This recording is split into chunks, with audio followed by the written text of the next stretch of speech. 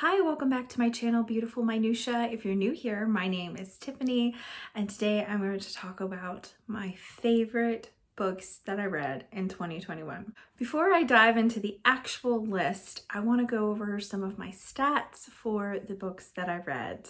I'm getting this information from Goodreads. I also looked at Storygraph, but I was kind of disappointed in their graphs and pie charts that they did for the genres of what I read, because I felt like that was not very accurate. They actually said that YA was my most read genre, and that was not even close at all. But I think that a lot of the middle grade I read were classified as middle grade and YA for some reason, so I don't know. But anyways, here's my stats. According to Goodreads, I read 190 books and 55,568 pages. Some of that probably is a little skewed because some of those books may have been DNFs. I didn't DNF a lot, but I did DNF some.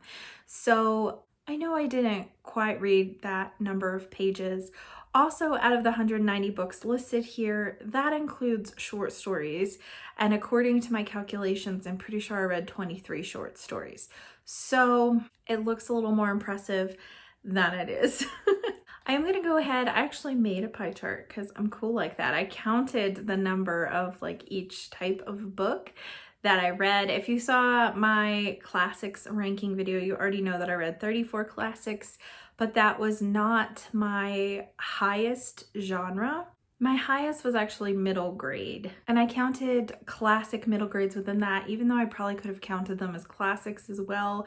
I just went ahead and classified them as middle grade instead. So about 30% of my reading was middle grade. And the biggest genre that followed was classics, as I'm sure you probably might have guessed. My least read genres were sci-fi and contemporary. Both of these I had 4 for, but with sci-fi, there was a couple of YA sci-fi that I read that I classified as YA rather than sci-fi. It gets complicated when you're trying to kind of divide this stuff up. So contemporary was probably my absolute lowest. I did read 17 nonfiction this year, which is a lot for me. So I'm kind of proud of that number. According to Goodreads, the shortest book that I read was Christmas by Injunction by O. Henry. This is a short story. It was probably 3 pages long. And then the longest that I read was Les Miserables by Victor Hugo, which was a little over 1,400 pages. So while I definitely had a majority of genres that I read, I do feel like I was at least kind of varied, and I tried a lot of different things this year. Towards probably the second half of the year, I kind of started not picking up every book just because it was popular, especially in terms of YA books and stuff, because I was just realizing those are the books I really don't like and the ones I don't want to continue to read. So why am I continuing to pick these up just because they're recommended on BookTube and they're recommended by people who don't even have the same reading taste as me? So I think I started to hit more of a stride at that point. My average rating on Goodreads was 3.8, which is not bad at all. According to Storygraph, my highest rating that I gave out was 4 stars, and then 3 stars, and then 5 stars. So that's pretty good. And 1 star was my lowest. I don't think I gave out very many 1 stars at all this year. I can definitely think of one. And there may have been a couple others, but I can only think of one book that I'm this is the worst book ever. Okay, those are the stats. So let's jump in. I was gonna do a top 10 list, but I couldn't quite bring myself to do that. So we did a top 12. I don't know, I said we. Me. I did a top 12. This list is a pretty good mix of genres. I do have kind of all over the place. If you have watched my classics ranking video, then some of these will not come as a surprise to you. And then I also have a top middle grade books list coming out, and some of these will be on there as well. So there is some overlap in some of these lists, but this is not all just one genre predominantly. Okay, so let's kick it off with the number 12. Number 12 was The Wednesday Wars by Gary D. Schmidt. I absolutely loved this story. So this story takes place during the Vietnam War, and it follows a middle grade boy, and just kind of there's some family tensions as his sister is a pacifist and his father is not. So there's tension within his home, there's things happening at school, they're encountering some racism, particularly towards a Vietnamese girl in their class. There's that nice awkwardness of like your first crush and all that kind of stuff. So there's just a lot of things that like really embody this age group that I thought were really well done. I particularly love the relationship between the main character and then his teacher, who he thinks absolutely hates him, but she ends up introducing him to Shakespeare, and he just absolutely loves Shakespeare. And so I really loved this book. I really want to read some more Gary D. Schmidt now that I've read this one. Book number 11 on this list is a historical fiction, and that is The Nightingale by Kristen Hanna. This is the second Kristen Hanna that I have read, and I don't read hers quite as often because so far the two that I've read, although they have been amazing, have also been incredibly brutal, like emotionally. And so I don't want to read too many of those books back to back because then I'm just really, really sad. Anyways, The Nightingale is set during World War II, and it follows two sisters who live in France, and then Germany starts coming in and invading France. And the thing that I loved the most about this book is that the sisters have incredibly different personalities. So you have the younger sister who is very much like a rebel and is like, I'm standing up for this cause, I'm going to do this. And then you have the older sister who is much more of a rule follower, a don't rock the boat person who believes that like the French government and the French military will get this under control and the Germans will be driven out. We just need to sit tight and wait this out. And the older sister is also a mother, so her decisions are not only influenced as to what is going to benefit her the most, but she's really thinking of her daughter as well. So as a mother and as someone who definitely has more of that rule following, no conflict, don't rock the boat kind of a personality, I very much resonated with the older sister, even though like there's a part of me that wishes I was more like the younger sister, but I really liked the juxtaposition of the two sisters and how they were at odds, but also how they both contributed to helping their community during a very difficult time. Book number 10 is a sci-fi, and that's Jurassic Park by Michael Crichton. I did watch the Jurassic Park movies, all three of them, when I was a teenager, so I was very familiar with the plot, and I loved the first Jurassic Park movie, so I was really looking forward to reading this book, but I was also kind of like hesitant because sometimes nostalgia kind of like messes you up and you really enjoyed the movie, so then you're not as sure about the book. The book was incredible. I was so surprised at how much I loved it. I'm sure you already know the premise of this one, but essentially this very wealthy man decides that he is going to open a theme park with real live dinosaurs that he has essentially resurrected. And in case you're not aware, that's a really bad idea. We should not play God in these situations. It was really interesting. The science in it was really good. I tend to not love super sciencey sci-fi because a lot of times it's like a lot for me to wrap my head around because a lot of sci-fi is outer space and aliens and other planets and all kinds of technology I don't understand. I felt like the science in Jurassic Park was like very graspable to me, and I really liked the science in it. So I'm still not totally sure how I feel about like outer space sci-fi as a whole. I like some in it, but it's not usually my favorite genre, but apparently dinosaur sci-fi I can get into. It just feels more realistic to me, and so I think maybe that was why I enjoyed it more. Book number 9 is another middle grade, and that is Ella Enchanted by Gail Carson Levine. This is a Cinderella fairy tale retelling, and oh my goodness, it's so sweet. You might have seen the Ella Enchanted movie with Anne Hathaway that came out, I don't know, a while ago. I can't remember. I think I was a teenager, so really a while ago. I don't feel like the movie really embodies the book. It really doesn't. It's got kind of the basic plot point, which is that Ella, when she is born, there's a fairy that shows up and decides she's going to give a gift to this child, and she gives her the gift of obedience, which means that anytime anybody at all gives her an order, she has to follow it and she can't stop herself. As you might imagine, this gets her in some pretty sticky predicaments, particularly when the whole, evil stepmother and stepsisters come into play. Then it really becomes incredibly problematic. But I really loved this. I felt like this is one of the best Cinderella retellings, if not the very best, that I have ever heard, especially because Prince Charming in this book is a boy that Cinderella had grown up knowing. And so the romance part of it makes so much more sense than it does in the traditional fairy tale and a lot of fairy tale retellings where he's gonna go around and he's gonna try the slipper on this girl and he's falling in love with this girl that he just talked to for a couple hours and he can't even remember what she looks like or even the color of her hair or anything. And it's just like, it's so ridiculous to me. So it makes so much more sense in this that they were actually friends and had known each other for years and years. And the one romantic trope that I actually enjoy a lot of the time is the friends to lovers trope. So I really enjoyed that aspect of this story as well.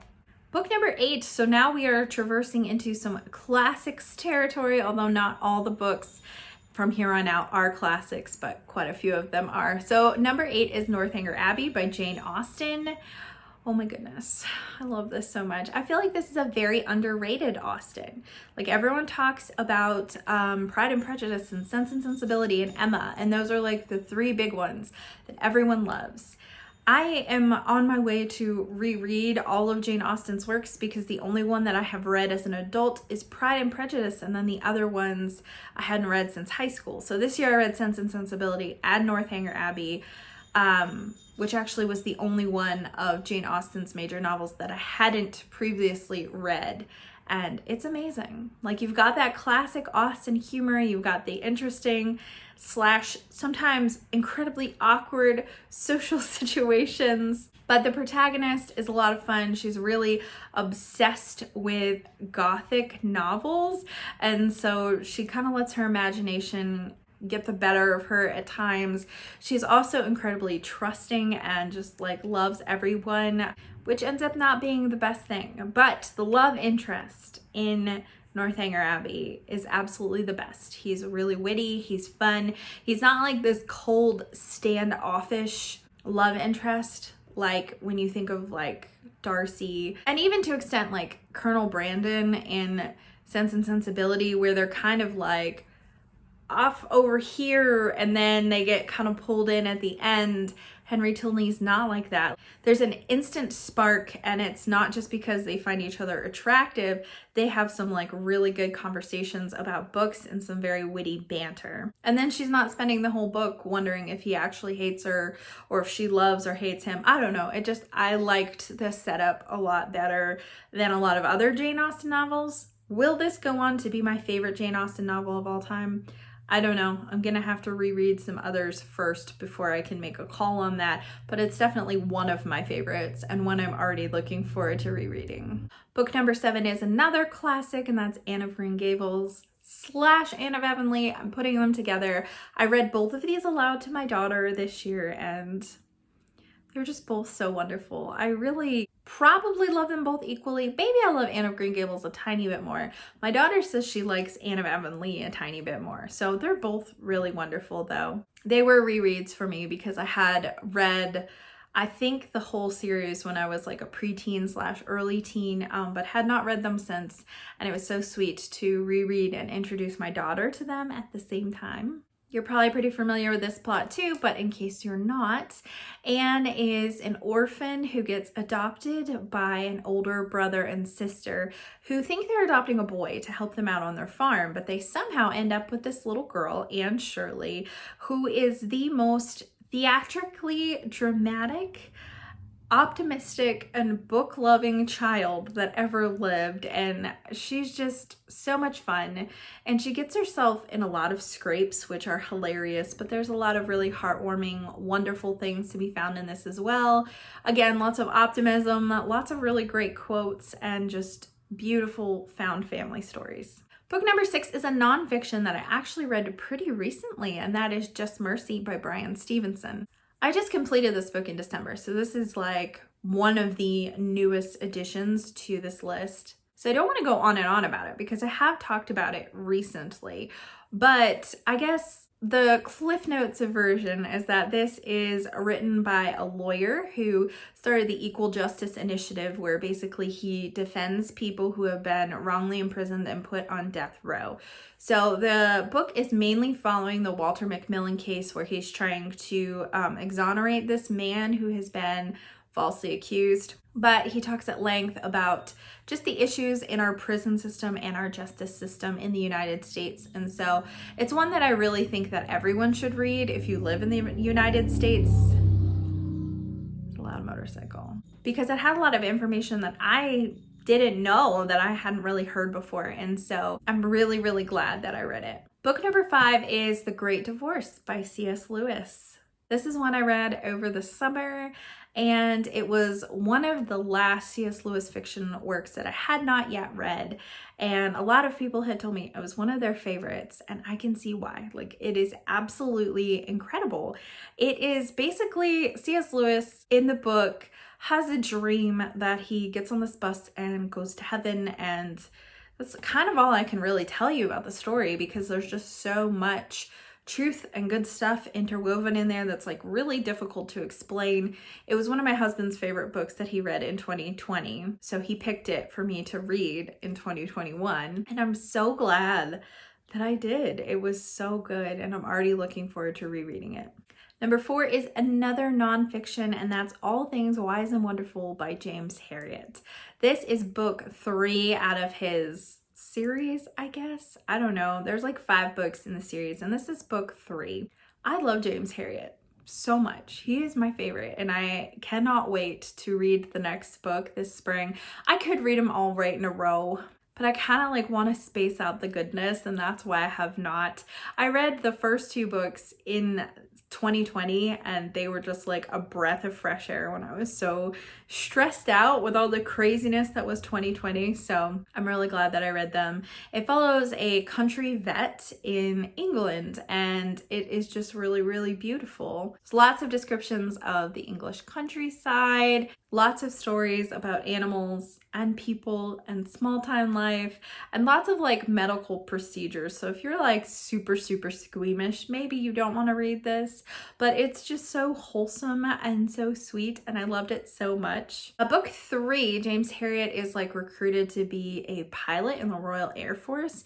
So it kind of has a different structure, but most of the book is him, you know, in training and stuff like that. But then he'll be like, oh, this particular situation reminds me of this, and he'll flash back to a vet story. So it is still mostly stories of him being a country vet in England, but there are some other stories about the military or even animal situations he somehow finds himself in while he is training and being recruited and all that stuff. So it's wonderful. I still loved it. I might like the first 2 a little bit better, but this was still like an easy 5-star book. Book number 3 is a novella, and that's The Death of Ivan Ilyich by Leo Tolstoy. This was book number 2 on my classics ranking that I did, and it's so good. It's so good. It's about a man who realizes that he is dying, and just him coming to the terms of like the end of his life. He's always been very like materially focused and focused on like appearances on all these things. So he's really taking time to examine like, what does it mean to have lived a life well and without regrets, and his family kind of like not really coming to terms with the fact that he's dying. And there's a lot to it, despite the fact that it's a very like slim book. I've said this many times when I've talked about this book, but if you are new to Russian fiction and you're intrigued by it, but the size of those books really intimidate you, I encourage you to pick up The Death of Ivan Ilyich. It's less than 100 pages, so very short, also very readable, and I thought very profound. Book number 2 is a nonfiction, and that's Mere Christianity by C.S. Lewis. I read this book in May because Krista over at Books and Jams was hosting a read-along of this. So there were tons of us that joined in, and then she did like weekly live shows, and that was just amazing and wonderful. And it was so wonderful to dive into this book with other people, to hear their thoughts, and it just made it very much more meaningful to me than I think maybe it would have been alone. But I absolutely loved it. I encourage everyone to read it, whether you're a believer or not, because it really tackles like the fundamentals of Christianity, particularly like the beginning sections. This book was originally given as radio talks during World War II, and then C.S. Lewis, wrote them down and compiled a book from it. C.S. Lewis has a way of explaining things in a way that I never would have thought to. He takes these deep, intense, or even difficult to understand facets of the Christian faith or of God himself, and then he uses like the most incredible metaphors. So he'll be talking about something, I'm like, wait, what? And then he like inserts a metaphor in there and like something clicks, and I'm like, oh, okay. So I just really enjoy his writing style. This is the first of his nonfiction that I have read, and I'm certain it will not be the last. And the #1 book of the year, if you've watched my classics ranking video, you probably know that there is a book missing that I have not yet mentioned in these top books. So here it is, Little Women by Louisa May Alcott. I predicted that this would probably be one of my favorite books of the year. I absolutely loved the 1990s movie when I was a kid and a teenager, so I was familiar with the plots. But I was unprepared for how wonderful the book would be. Lots of people told me that I would love it. Lots of people were shocked that I hadn't read it because I love classics, so it's really shocking that I had not read it yet. But everyone who predicted I would love it, you're right. It's amazing. It's so good. Like, it's the story of 4 sisters, if you're not familiar with it, and just them growing up. At the beginning of the book, their father is away. I think he's like a chaplain during the Civil War for the North. And so that's the time period that it is set in, and it just follows these girls as they grow up and they find love and just like all that kind of stuff. And it was just like so wholesome, so cozy, so nostalgic, written so well that I just like connected to each of these characters and just like felt like I knew them by the time the book was over. And there is so much wisdom in this book as well.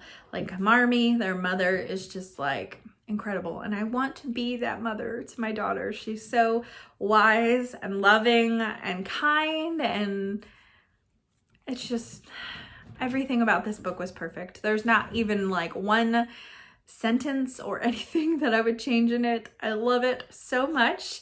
In the movie, I did not love who people ended up with, but I think that it was because the movie really did a disservice to several of the sisters in particular, and then some of the love interests as well, like really didn't explore their characters as well as the book does. So the pairings at the end of Little Women make so much more sense in the book than they did in the movie. Well, that is that. That is the top books and statistics of 2021. Hopefully this video wasn't too redundant, because there were still quite a few classics on this list that you would have seen in my classics ranking video, but a little over half of them were not in that video. So I feel like there was a decent mix in this, I hope. I'd love to hear from you in the comments down below if you have read and or loved any of the books that I mentioned. And most of all, I would really love to know what some of your favorites were from 2021. It's really kind of hard to compile a list, and I kind of struggled with that a little bit. First, I was like, I don't know if I want to do 12 books because that's more than 10. I feel like I should be able to narrow it down to 10. But when you consider that short stories not included, I read over 160 books. 12 is a pretty good number to choose, I think. Thank you so much for watching. If you liked this video, please hit like and also subscribe so you can continue to see more bookish content from me, and I will see you again next time.